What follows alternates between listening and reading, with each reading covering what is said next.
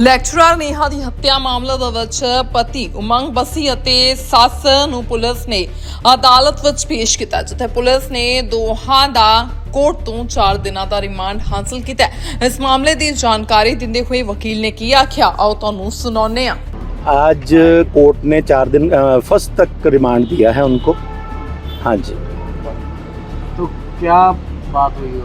ऐसे था जी, हमने कोर्ट को बताया कि कैसे इन्होंने कॉन्स्पिरेसी रची है, सतपाल कौर के साथ मिलके अपनी मदर के साथ दोनों एक्यूज़ ने और उसकी मदर इन लॉ, मतलब जो डिसीज़ है उसकी मदर इन लॉ, दोनों ने कैसे उसको सारा पहले टॉर्चर करते रहे, फिर उसको कैसे हार्पिक पिलाया, फिर जज साहब के सामने जाके पहले तो 19 को एडमिट हो गए, उसके घर वालों को तक नहीं बताया।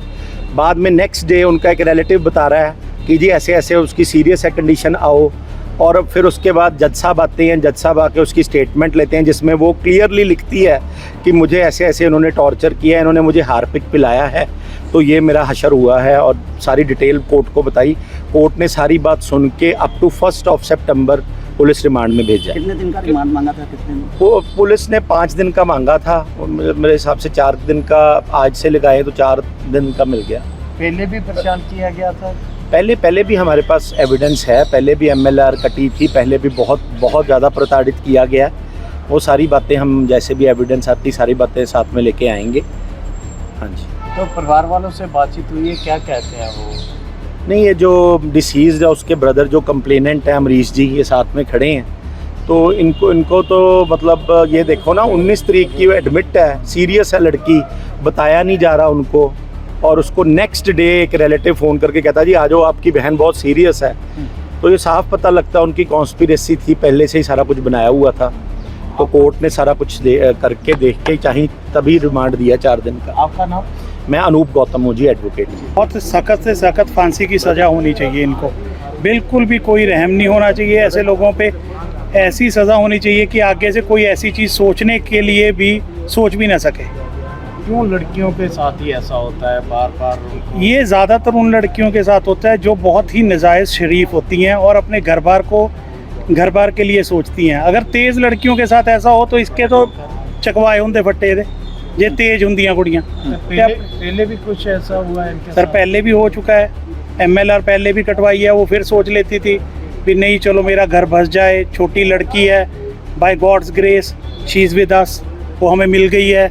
बहुत धन्यवाद हमारे भगवंत मान जी का, बहुत हेल्प करी, एंटायर पुलिस का बहुत धन्यवाद जिन्होंने सानू छोटी कुड़ी साढ़े तक पहुँचाती। पर साडी लड़ाई अजे फस्ट स्टैप ते है, असी पहली पौड़ी चढ़े हाँ, सानू कुड़ी मिल गई।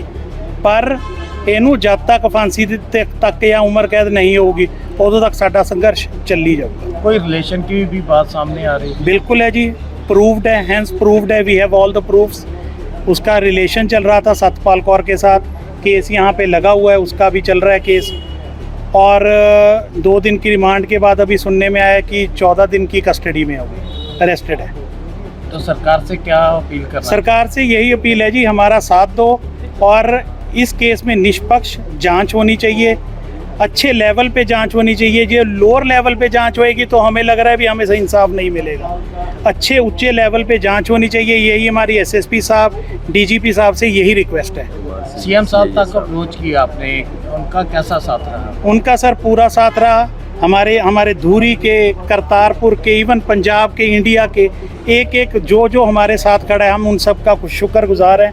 भगवंत मान जी ने, DGP साहब ने बहुत हेल्प करी, इन्होंने तां ही ट्रेस कर लिया। नहीं उज्जैन तो चकना बंदा सौखा नहीं हैगा, उज्जैन तो चक लिया।